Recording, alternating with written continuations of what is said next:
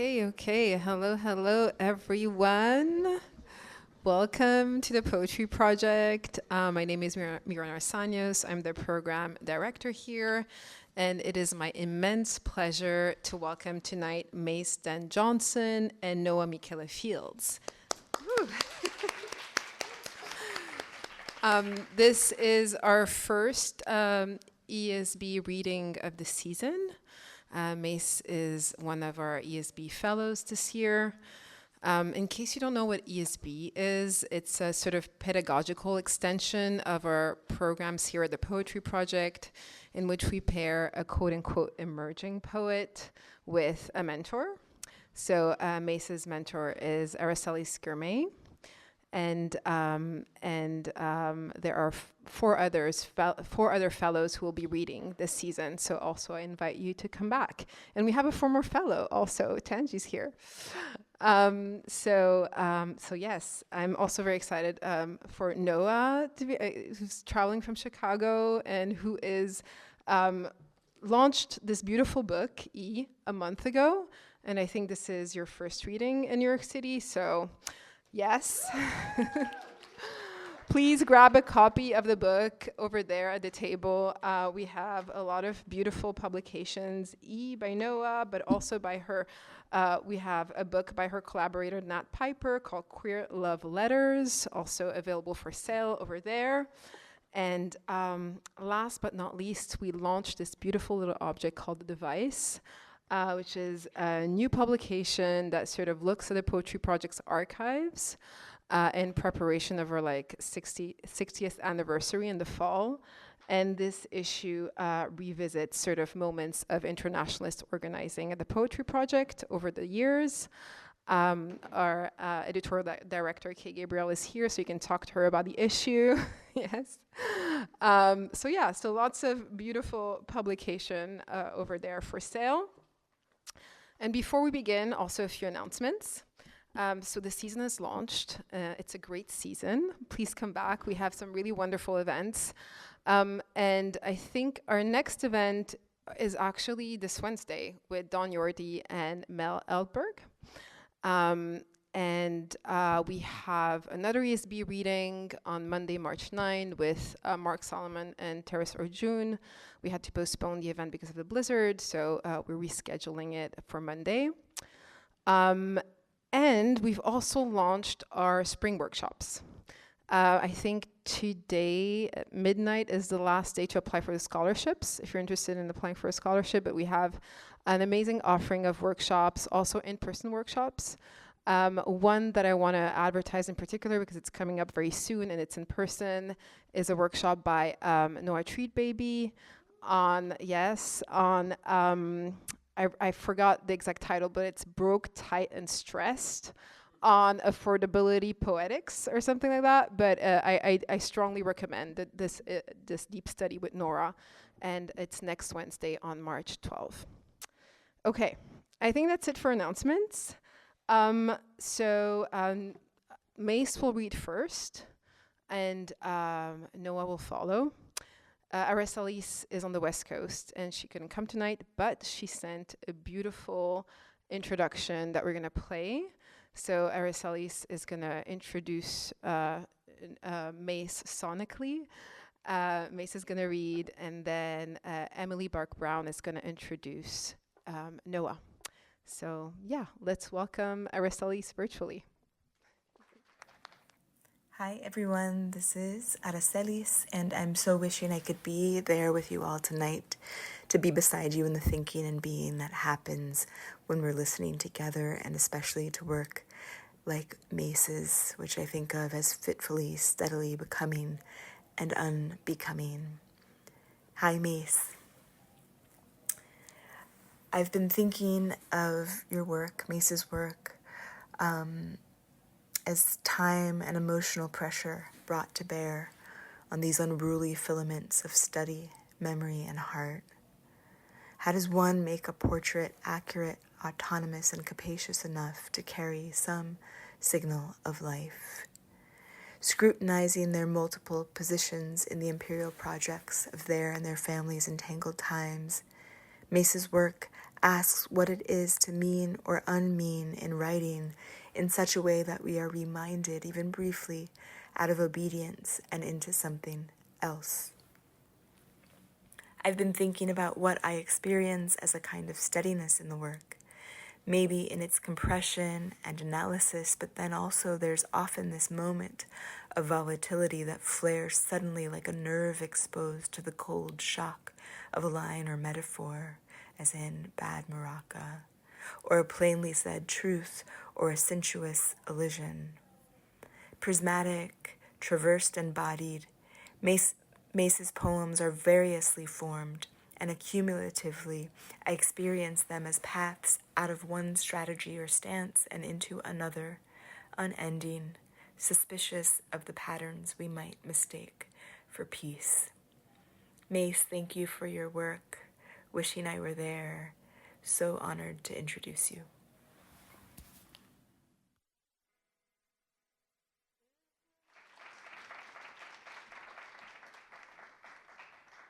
Hello. What a treat that was. Such an honor. Water bottle on the floor. Such an honor to be introduced by Aracelis and to read here. I love the Poetry Project. I've loved the Poetry Project for years, and it's truly a dream come true to be reading here. Thank you to the Poetry Project. Thank you, Marin, and the whole team that makes this happen. Thank you, Noah, for reading. I'm so excited to be reading with Noa Micaela Fields and to get to hear her work after this, and to get to kind of sit down and stop being worried about this part. Yeah, I think that's everything I needed to say. I'm Mace. Thank you. That's also what I need to say. Thank you all for being here. It's so nice to see familiar faces and new faces and people from so many different parts of my life. I feel very overwhelmed and nervous in a good way. Okay, cool. I'm going to read some poems. I'm setting a little timer. This first poem is called Diatomaceous Earth. For years, I was mistaken. They were house centipedes. Same house, I suppose, as sparrow and finch. Not, in fact, silverfish, whose image I abhorred. They were house centipedes, not silverfish. I met first in that common basement. Horror then and again, each visit of those legs upon my life. Crawling revelation. When I cursed silverfish, dashing from under ignored laundry, centipede heard my cry. One shot out the fridge's bottom, scaled my chair leg faster than time, little ship of 100 parts, gliding at warp, and I wanted the wrong thing dead. A million impossible motions, feather, light. I'd hardly know if it crept across my skin. I was wrong the whole time. It wasn't that I didn't fear you. I feared you, and I didn't know your name.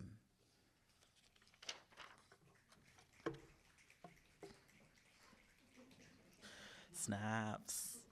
Thank you. So this next poem is written in a form that I started writing in a workshop at the Poetry Project with Mayra Rodriguez Castro. It was a workshop about dreams. And I started writing in this form that consists of a prose essay and then a kind of slant statement of intention. It's like saying what I tried to do, but in a kind of cheeky way. And then an erasure of the prose essay. So it's a 3-part poem. I think I'm going to read 2 of them tonight. And this first one is called History of Lakes. When asked if there are lakes in Georgia, I clammed up. Could I call myself an eco-poet if I didn't know the answer? I disliked a friend for months because they didn't believe me that Georgia has a coast. But then, before the lake question, I paused. I fell short. Of course, everyone knows Lake Lanier, but I couldn't remember if that is a natural lake or man-made. Isn't the lore that it was a black neighborhood that was flooded for white leisure, so wouldn't that make it man-made? And what's the distance between lore and history, lore and truth? I grew up on the river, I said, liking the way it made me sound. And she said, like your house was on the river? No, the city is on the river. My house was on a massive sewage drainage ditch, which flooded in storms, becoming not unlike a lake and stressing out my parents. I talked about the creek by the ditch, lush with giant weeds, elephant ears, waterfowl, and berries only my dad would eat. As I talked, part of me tried hard to remember 7th grade Georgia history class. I know there's the swamp, the rivers, the haunted man-made lake. I know there's no longer a honeysuckle bush across from the ditch, that the lot is for sale, and the sweet bush my grandma taught me to eat off is gone now, like my grandma. I wonder if my Georgia history teacher is still alive, or retired, or still teaching public school kids. One day, she brought raw cotton stalks to class. She told us she stole off the side of the road. She passed the bunches around for us to pick. I thought she was hilarious. I loved her. She told us she took cold showers and wore flannel pajamas and drew rivers on the board in dry erase. I do not feel ready to write you into a you, but here it is, here it comes. A voice abstracted, asking me about lakes. In bed, you said something about land stewardship I didn't quite understand. I try to sidestep the specifics. I try to care for your voice. Would you like me more, a map maker, a hiker, a rube?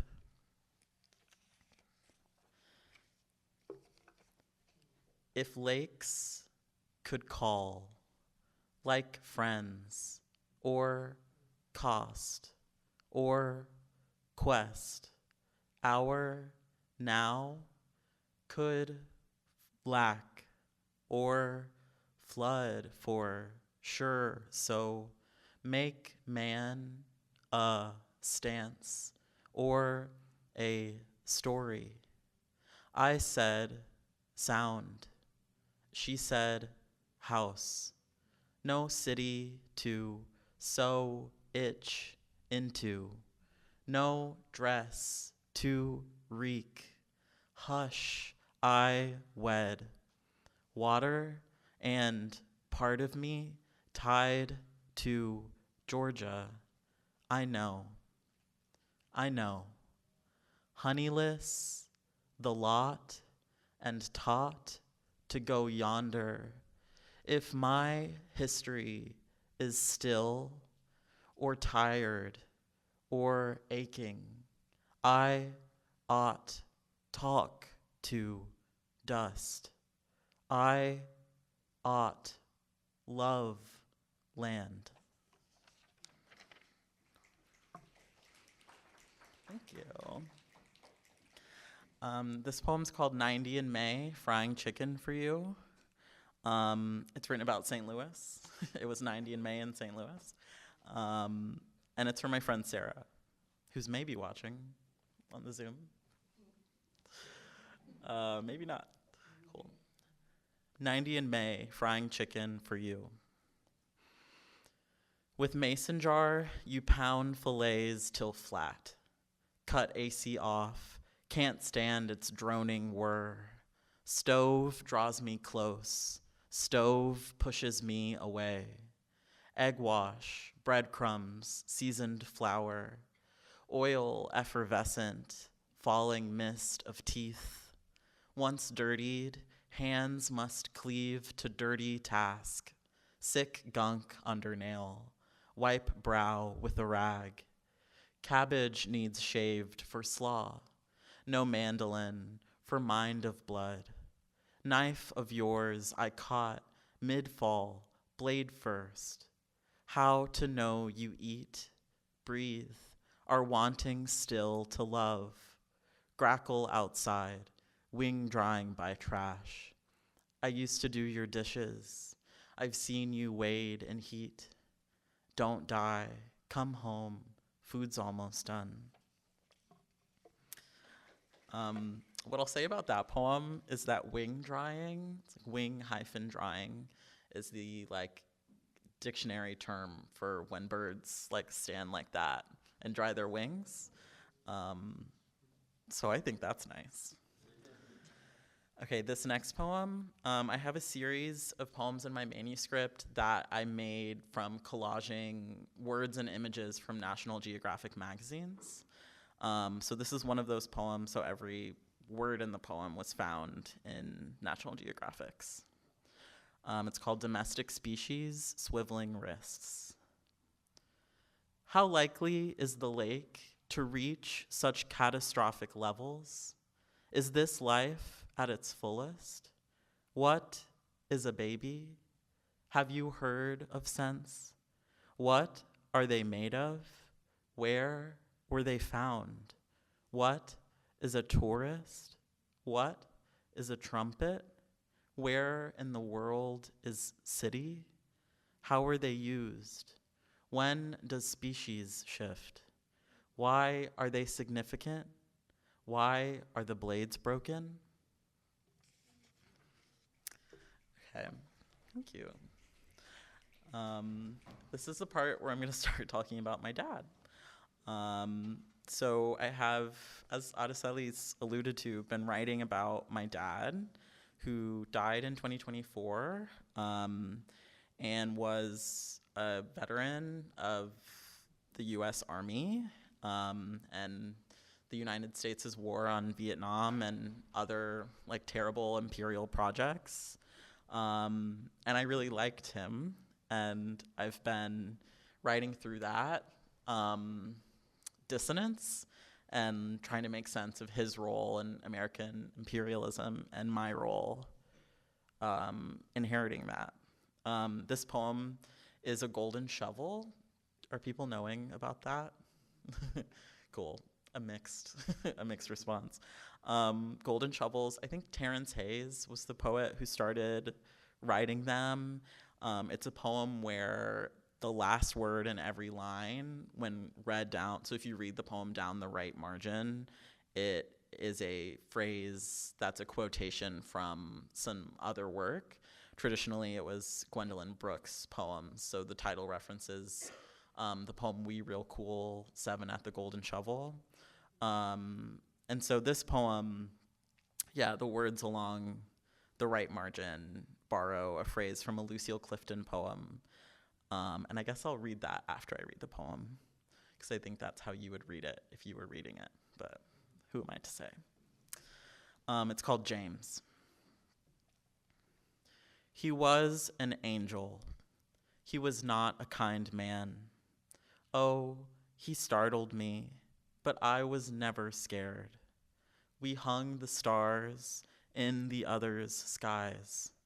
He made me feel bad for my size, and he grew squash in his garden. He made stripes on brothers' sides. His medals will last forever underground. He was handsome and kind. He did what he had to, provided. He was not nice to my mom. He did war, was war, rained from the sky. He said, "Stick with me, kid, you might learn something," reading from his tattered dictionary. "Do you know the word tepid?" he said. Tepid, running tap over wrist to make bathwater for the dog. Who do I thank for my inheritance? The ghost, the son, the father? And the words along the side are, "O stars and stripes forever, what did you do to my father?" Thank you. And those will come up again in this next poem. So this is another of the kind of triptych erasure essay poems. So this one's called Slugs. I'm actually going to drink some water because it's long. How are you guys doing? Awesome. That's That's so sweet. Okay, slugs. It would be useful for me if it were accurate to call the shells that fell to the ground at my dad's funeral slugs, because I've written about slugs, the land mollusks, and because nature and etymology are easier entrances into writing about the funeral. All the bugs in the dictionary, flakes of dead skin pressed in Bible paper. According to some guy on Reddit, it's a rectangles and squares situation. All bullets are slugs, not all slugs are bullets. The better umbrella term would be rounds. Someone jokes, a slug is a slug because it doesn't have its shell anymore. Someone responds, that's dead wrong. I love Reddit. I think the image is striking. Living blobs flopping out the butts of army rifles, plopping to the ground like plague. I suppose shells is also natural enough, striking enough. The shells that fell to the ground at my dad's funeral, like the shells he picked on Carolina's coasts. For me, pearly perfect, boring in comparison to the stripy cockles along the Gulf. I got into slugs in Washington, where the rainforest floor was alive with mucousy blobs, alien and impossible, aquatic and crawling on earth. Many of them were jet black, inky. What I find poetically useful about that creature is to be black and sopping and slow. What I tried to say in the poem is that I felt that way at my dad's funeral, and useless and away. I'd have liked to move in a manner perceptible only across the course of days. Strange intensity of the army pallbearers, square-headed oafs who reminded me of the boys I went to school with, whose seas and slack I looked down on, now shot through with allegiance to ceremony, or at least its performance, pomp, carrying my dad through the heat, a real slog. People think it's a 21-gun salute, but that's dead wrong.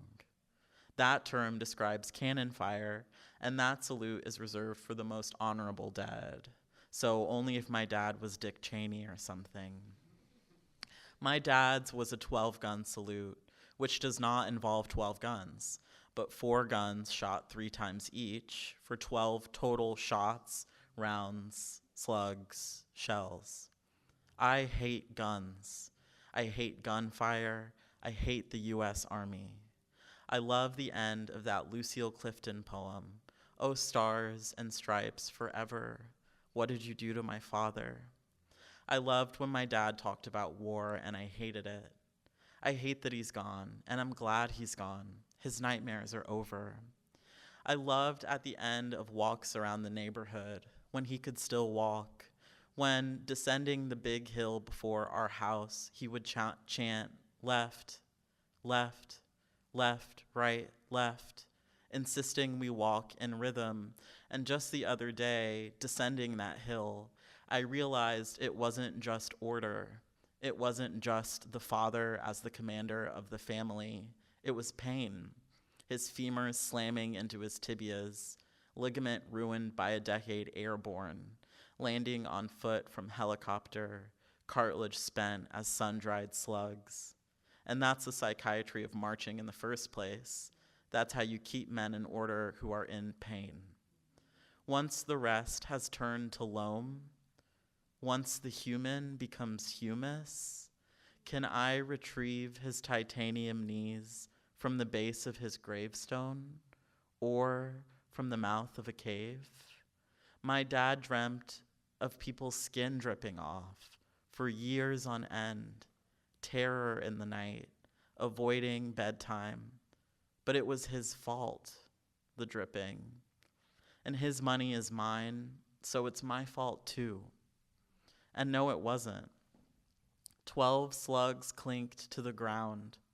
Then some cog walked around and picked them up, secreted them inside the flag, thick and folded, folded and refolded, and handed it slowly to me. I wanted to land the plane about the slug thing and make it clear what I'm trying to say about the military and where I stand politically.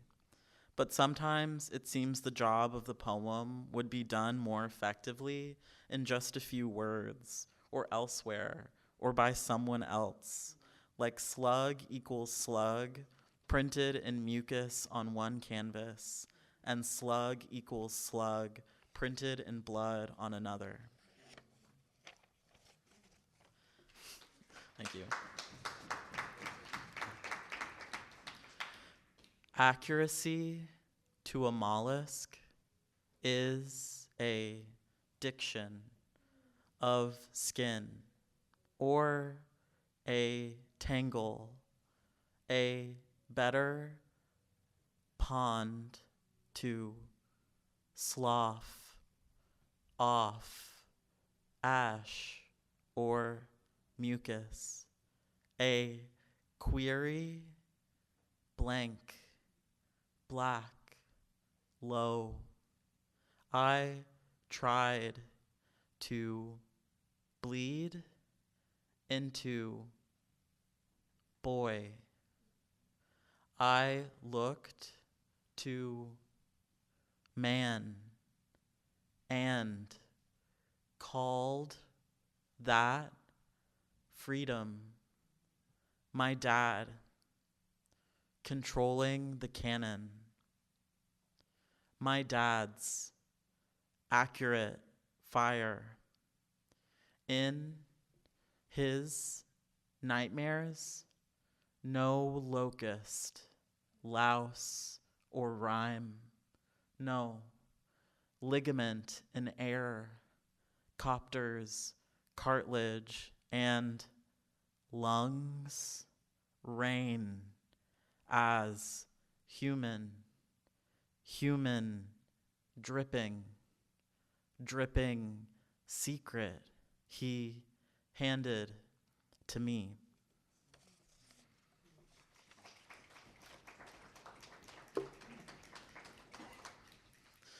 Thank you. Okay, I've got a few more. Cool. Carnage in the Garden. This is about seeing a plant and not knowing what plant it was. I hated the field garlic, white bulb bunches peeping through mud by my feet. I hated those clusters, acneic pustules squeezed to pop, but too submerged, ones you shouldn't pick at. An arachnid's many eyes, too many, too close, breaching the soil's surface only just. I hated the round, pearly curves, pre-erupted molars stuck in a bleached jawbone, milky drops on mushroom skin, no sprouts, no hollow stems, so maybe not field garlic, little cloves set in the earth like a prank. The internet says rain lily, bubiles, or dahlia's beginnings, or field garlic after all, and I must have missed the sprouts. But I didn't miss the sprouts. I saw those bulbs alone and plain in the mud as truth. I saw them myself. They should be called baby teeth, or what sour we sunk here, or carnage in the garden.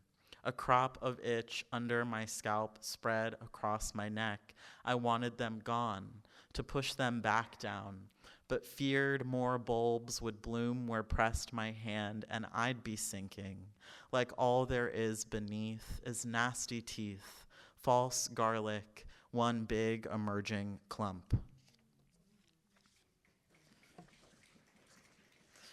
Okay, I've got a few poems about GLP-1s and GLP-1 advertisements. That's like Ozempic, Wegovy. And I wasn't going to read them, and then I told a friend I wasn't going to read them, and they seemed disappointed. So I'm going to read one. Can I please abstain from weight loss advertisements? Little vial in the hand. Here's how men are losing weight. Hims, hers, which are you? Whose abdomen must I see? Needle plunged. Whose lost? How many pounds? In how many months? Who's posed in the subway ad? Weeks and months, I face deletion on the train car's walls, needle plunging, larger than life. At the stop, I get off when I need vegan ice cream from the bougie bodega. Any care for phobia, privacy, puncture, studio lit, world to see. My favorite podcasters, ad read against my existence, my existence, my existence again. Moneymaker, problem solved, every surface coaxing disappear. Okay, I have two more. This one's called Other Words for Hot Comb. Who has, does anyone have experience with hot combs? Okay, yeah, a few. Well, this one's for y'all. This one's for y'all. Okay. Other words for hot comb.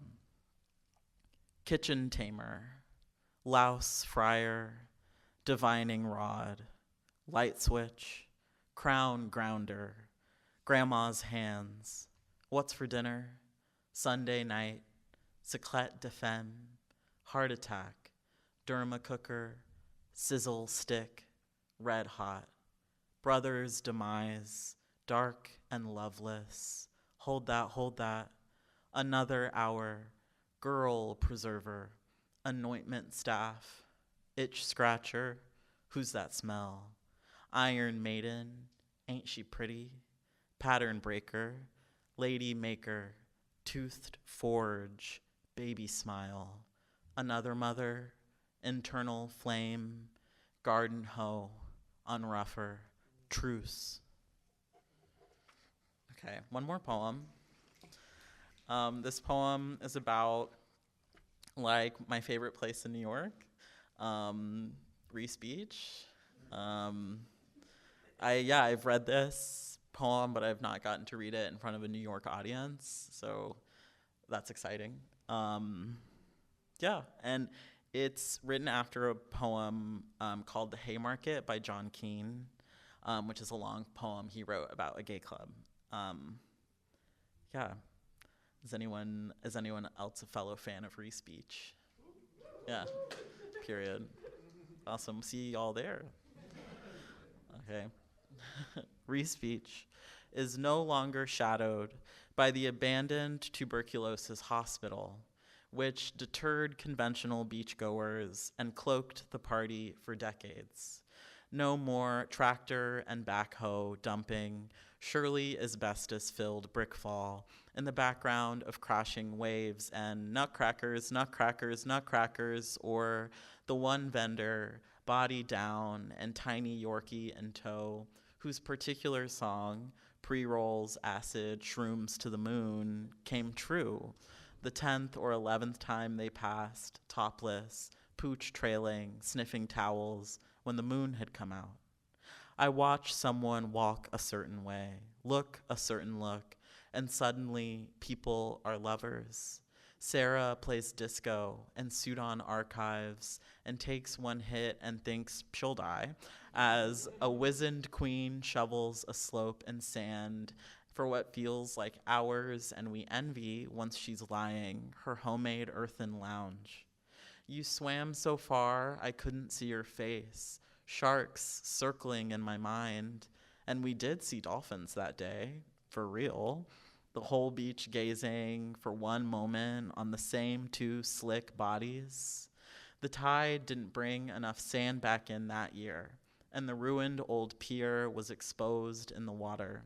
Jutting log pilings ready to end a good beach day quick, and the city tore down the memorial for Ms. Columbia. Among the sweaty droves, we set up our blanket, overlapping with strangers, stepping over each other, knocking sand into drinks and clocking new couples, scars, tattoos, those two, chest to shield the joint from wind with a cowboy hat. We saw Indira Scott and Arewa Basit and Chella Man and my friend's ex-boyfriend, whose podcast everyone listens to. I followed you onto the jetty, but couldn't keep up, something tearing between us. waves menacing the rocks at our feet, and remembered that hot mess express on hands and knees barfing in the surf back before the demo began, and they cordoned off the farthest stretch and opened the stand with $7 watermelon juice and $8 hot dogs, or when I hadn't been yet and read about it in my dorm room in an essay about top surgery on BuzzFeed and knew it was something I needed. The bathhouse hasn't been a bathhouse this century, and each year a new municipal or ecological excuse gives the McMansions more space and narrows the domain of the wasted and naked, fuck-hungry queers. And last year, mounds of NYPD horse shit on the boardwalk and helicopters low enough to shoot us the bird, organizing on the lips of everyone around us. At 6 p.m., impassive lifeguards whistle us out of the water, but by the time the sky is pink, people are swimming again, frolicking with new freedom, which has, I think, to do with risk.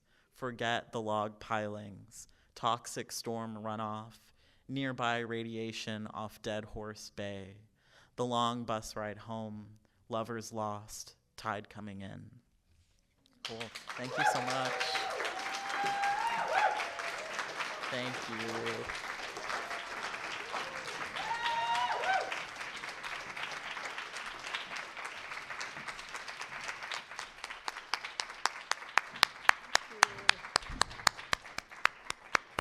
Thank you, Mace. That was truly wonderful. Okay, no breaks. Please welcome Emily Bark-Brown, who will introduce Noa Micaela Fields. Hi, can you hear me okay? Yes. Awesome. Noa, I'm so excited to see you read for the first time. I say words have needs warring in them, writes Noa Micaela Fields in E, and I feel the neediness in the poems to be alive in service to an ever-renewing desire, mediated by language that is, like all social things, porous. After all, need has 2 E's. How greedy. It is easy to feel alive in the soundscape of this book, to be entranced by bisexual music downpour, or enamored of a speaker asking, "Where's my dyke drama?" And of course, envious of "Oopsie daisy, you slurp my synonym." Noa's work plays in the space of the social, the relational, mishearing, overhearing, overthinking a text, heading out to the dance floor, being floored by someone beautiful. It is party to the party. Vaginal Davis says E is for epic. Ari Benaeus points to the E for the ebullience of encounter, the ecstasy of estrogen, the eros in error. Ed Roberson says, this is an altered book, indeed on the altar of change. Julian Talamantes Berlasky says, E revives the Renaissance idea of the poem as error and the poet as error maker. And I notice that we all, in describing this book, want to be funny and full with language, our alliterative attempts at assigning an argument. Noa herself, in an interview on the Nightboat blog, gives some background into how E came to be, its relationship to Zukofsky's A, and whether or not she too thinks of her book as a poem of a life. Noa says, these poems are alive and responsive in relation to life, embracing change as sacred. This book is my palimpsest, tracking that emergence over time. I too am interested in the aliveness of a poem and its relation to life, whether or not E continues as a long-form poem beyond this book, end quote. These are poems interested in being with others and of sharing what one has. Even the epigraphs, over a dozen of them throughout the book, feel like a way that Noa shares her syllabus of a life. What else do we have to offer one another? In the poem Entanglement, she writes, ask more from each other, as much as we can, insist on resistance imperative and let it steadily alter us. In the same interview, Dante Silva asked Noa, is there a politics to the practice of play, polyvocality? And Noa answered, trans life, I think, entails a polyvocality of being singular plural, not in the grammatical sense of they, them pronouns. I mean the material sense of our the material stakes of our entanglement, embodiment through co-conspiracy and collaboration. That was funny. I hope you will all lean into that co-conspiracy tonight to feel entangled with this work. Noa Micaela Fields is an eco-deviant, aka a trans poet with hearing aids. Her first book is out now. She lives in Chicago, but she is here tonight in New York City. Please welcome Noa.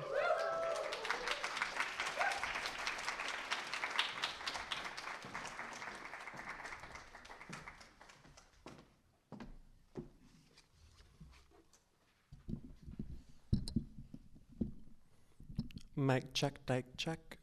Can you hear me?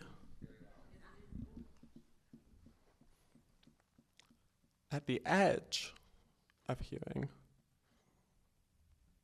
not a blank space, Mobius strip, atmospheric strings between sentences, beginner's mindset, my captionless life. Mea culpa. What did I miss? Too embarrassed to ask, can you repeat that? Say again. I speculate, consider possibilities, isolated specks, conspiratorial syllables, wander off script, dare embellishment, change of scenery, stray away. Ear transposes jumbled syntax, interrupting chamber music, risking wrong notes, peripheries poetry.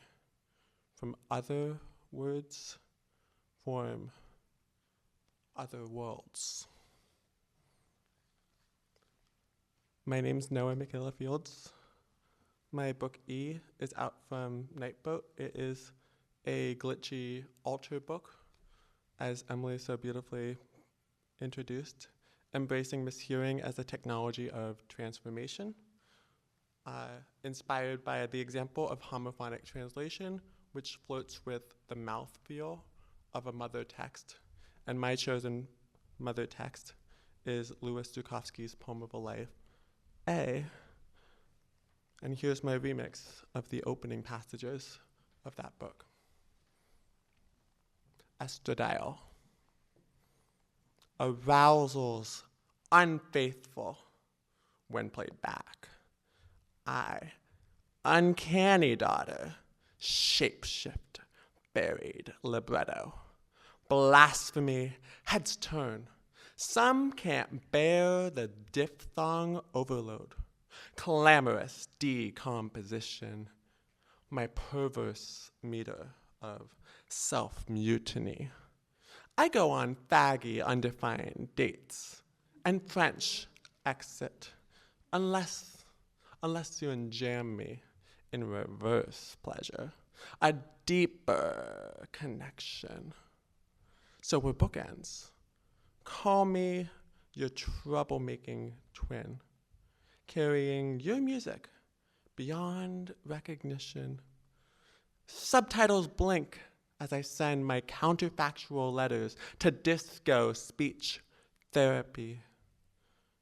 When it's night, I reconsider what's cause and effect, manuscript or girlhood. I begin my reply with trills, how art starts with haunting.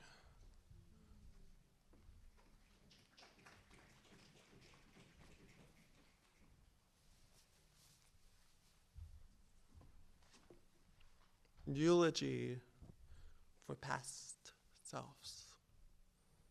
Laughing eulogy.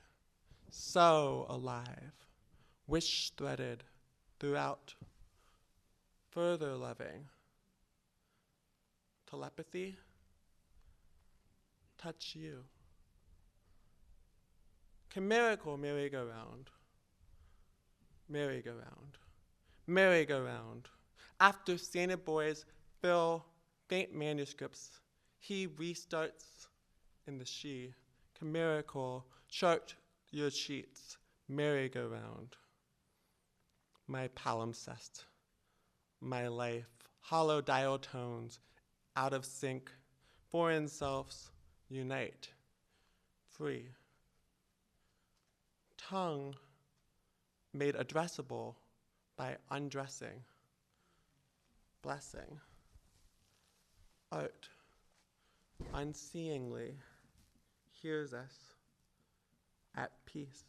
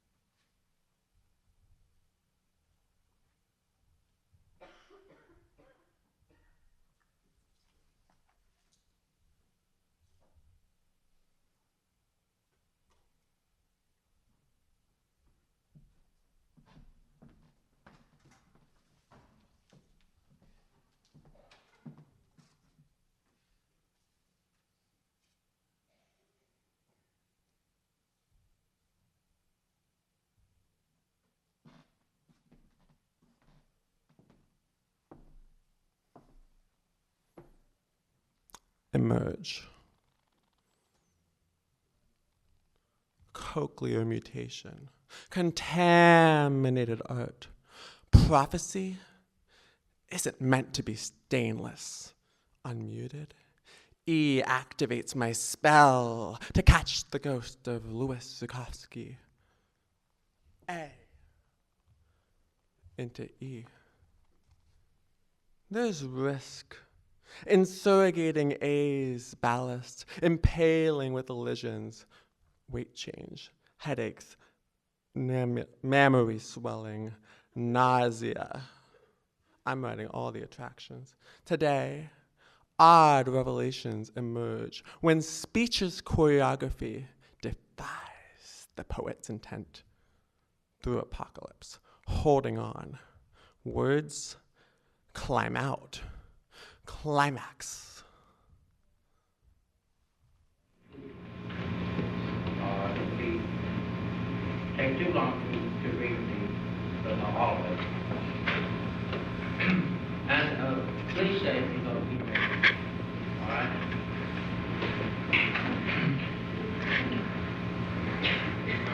And here any time of the year, others letters, the sum of all ages, of years, each year I will do. And you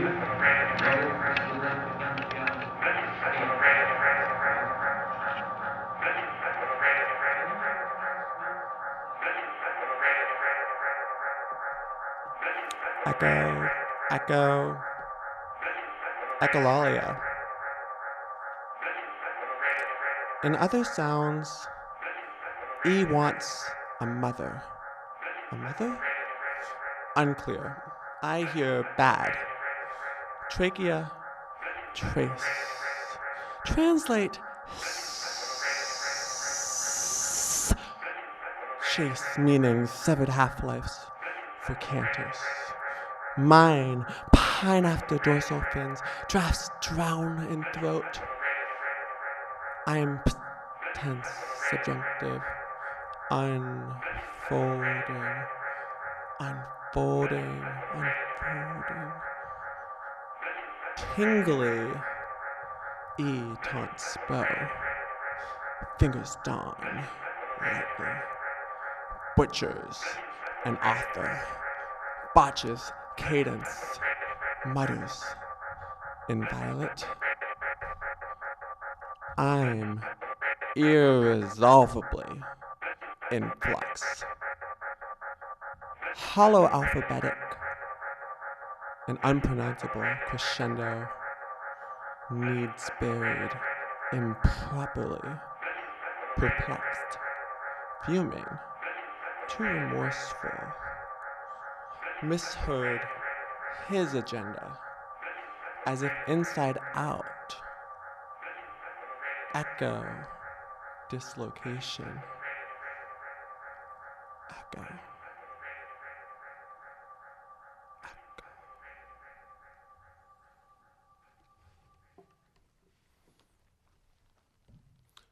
Tired of waiting for access, we take matters into our own hands and transcribe ourselves.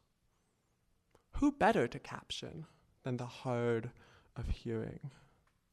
Behold, I am the autonomous captioning service top mouth of disappointment, which is freedom of movement, which is the wish fulfillment fantasy of cruel optimism.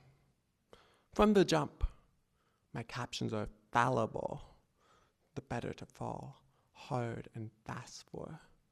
Watch me flirt with the dictionary. We're both shape-shifting in real time, improvising towards mutual misunderstanding.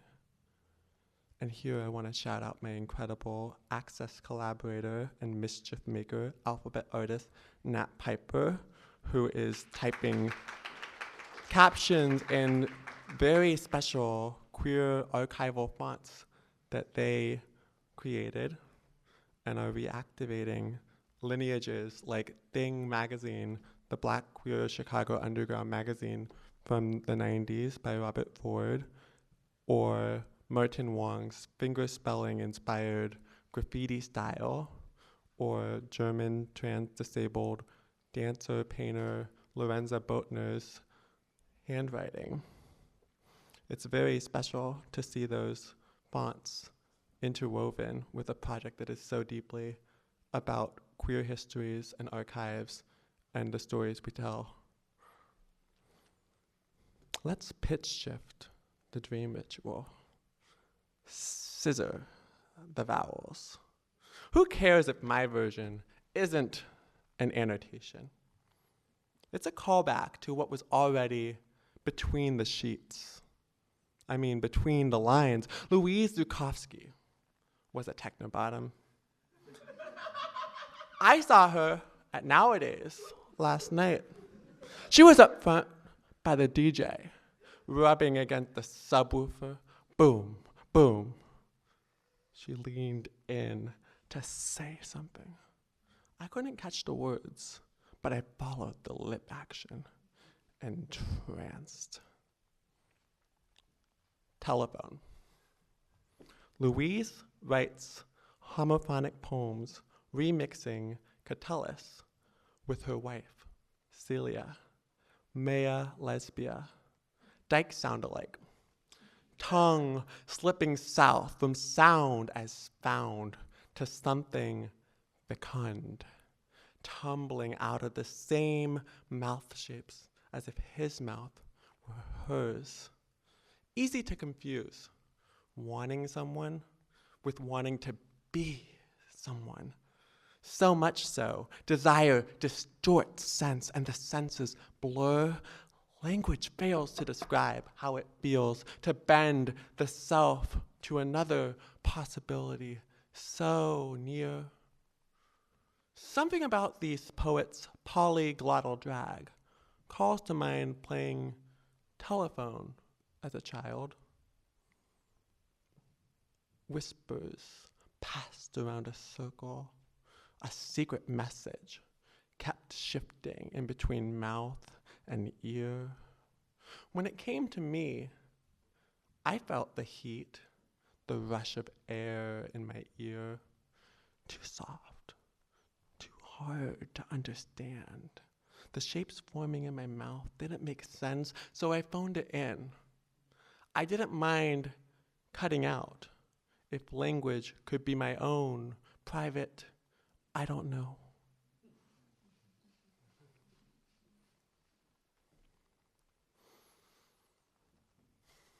I wish I had some water. Exquisite. Frenzied, tongue-tied, dithering, this mouth-distorted sequel prefers exquisite dissociation. Pivoting, E calls. Wants to mother. Bottomless, the exploit that created woman of man, men, many possibilities. When dysphoria becomes faint memory, we won't disappear. We'll seesaw from being a murmur to supernova. Well, are you sure it's impossible to think in goddess prose? Thank you.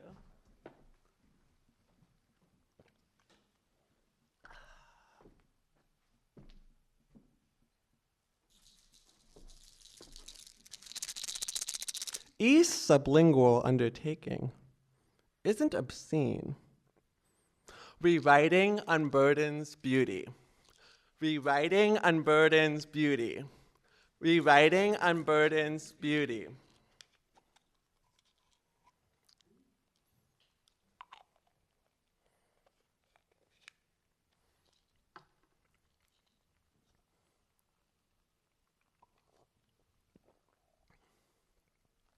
It wasn't simple to part ways with what I had internalized. I suppressed my capaciousness. Innocent mistake, not to open honestly. As I practice dematerializing, may dawn's light spur me towards re-emergence. And if it's true, dissociation conceals prescient longing. Eventually, I'll find my own way. Indiscreet body-mind is capricious, a perfume, enigmatic prospect of seduction. Endocrinology. To hyphen form my breasts proceed, small tits as irises. I write, I revise my thesis. A vowel vibrates off course. Who'll tell her? Doctor, I prescribe more iridescence. E's for misadventure, has moon in it. Water too. Wildflowers cry hormones when eyed by strangers. Explain your spare parts. Part of me wonders if this word will let me in. Subvert dealt name. I'll haunt someone else. Consent to be ungovernable.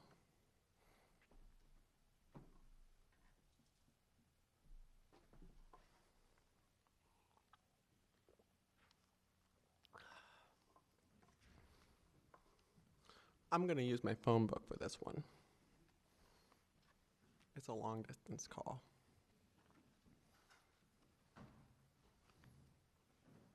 Enjambment as embodiment, as escape art. My hearing aids pick up unrelated, overheard fragments. And is my protective hypervigilance audible to others clocking our pharmaceutical nerves? Too sensitive on HRT? That's hormone replacement therapy, beginner subtitles. Implausibly, categories degrade. I'm not perforated anymore. Now, please understand, the truth's unenviable. Hell is reelected and making a cacophony, as if he ever left us. Hey, confidant, do you have time to drop by? I'm tearing up too much. I won't forget what you said. Can't desire for the future be trans? Beer to prophecy? And even if penis, comma, will weather this murkiness, make art that escapes.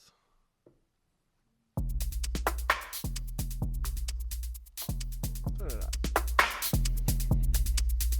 This is my last poem. I want to say thank you, first of all, to everyone at Poetry Project and Nightboat. It's been really special to be here.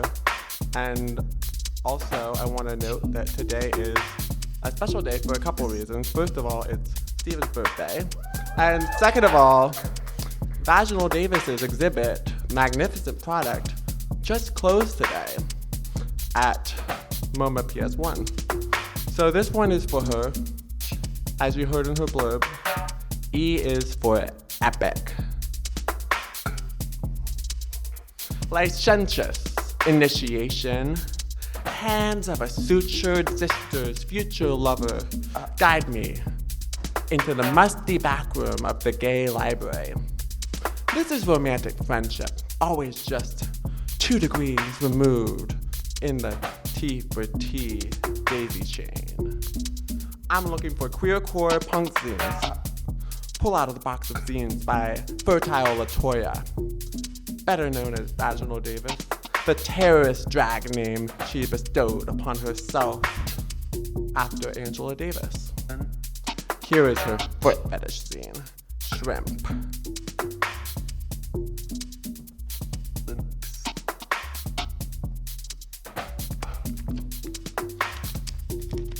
I'm turned on, turning through pages. Caption, listen to lesbians.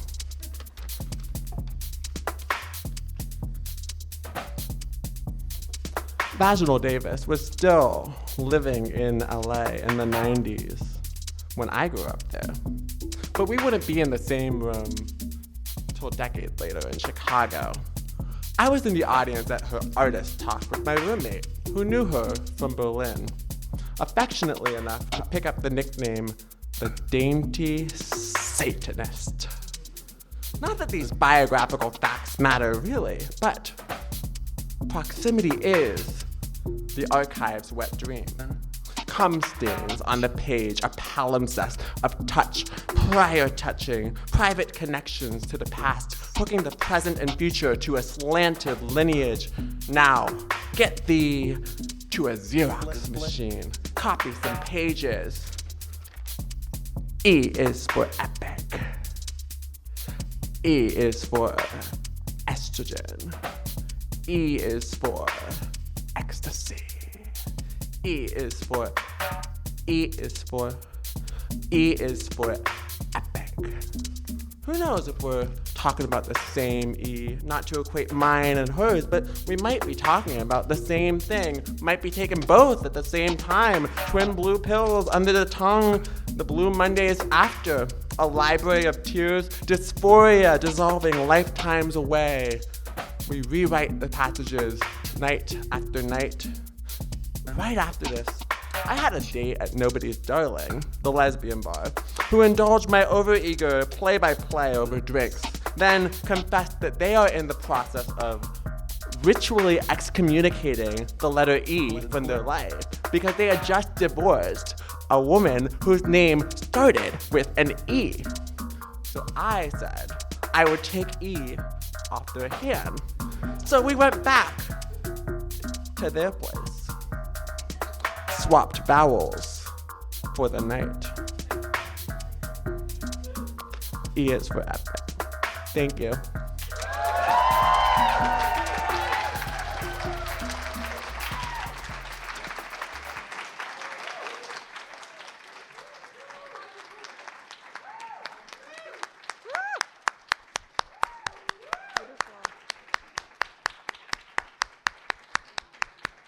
That was gorgeous. Thank you so much, Noah. Thank you, Nat.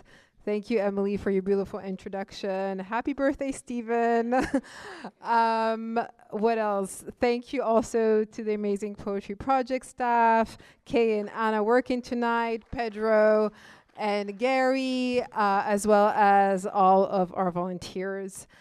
Please come back to the Poetry Project, and thank you again to our readers. This was a truly beautiful evening. Thank you.